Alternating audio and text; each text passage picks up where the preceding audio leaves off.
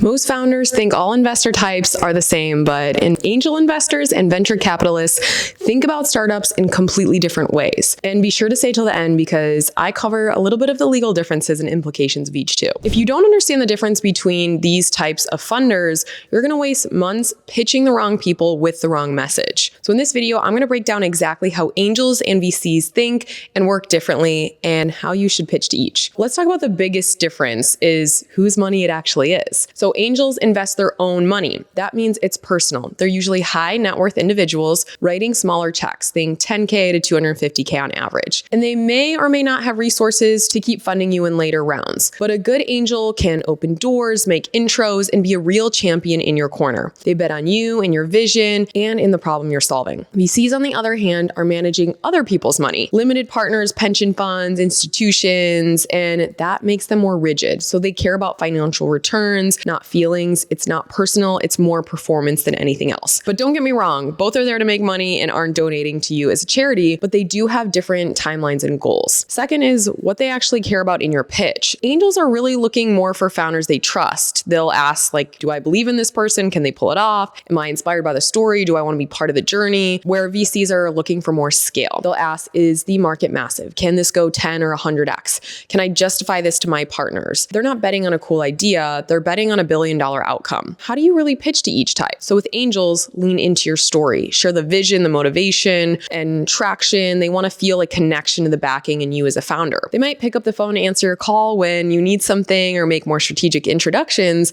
if you've properly vetted them. Now with VCs, they'll heavily index on more fast growth, lead with numbers, market sizing, margins. They're going to want more proof, not just a founder with passion, because you're supposed to be building $1 billion business. Angels fund belief, VCs fund scale. So if you're raising under $1 million, that's typically a stronger path to go the angel or angel syndicate route, aka group of angels. And above that, go the VC route because many funds don't even write checks for less than $1 million, and it's not worth the legal hassle. So when you raise from angels versus VC firms, the legal side also looks very different. So with angels, the paperwork is usually a bit lighter. Many invest through a safe or convertible note, a simple agreement that delivers setting a valuation until later. Sometimes it's even as straightforward as a loan or equity agreement, and the terms are often more flexible, and angels may not push for a board seat, veto rights, or heavy oversight. Now with VC firms, the stakes are much higher. You're negotiating detailed term sheets with things like preferred stock, liquidation preferences, anti-dilution clauses, pro rata rights, and representation. These terms can affect ownership, control, and even how much you personally take home if the company exits. So the key difference is angels are usually betting on you and keeping the legal structure more simple. VCs are managing other people's money, so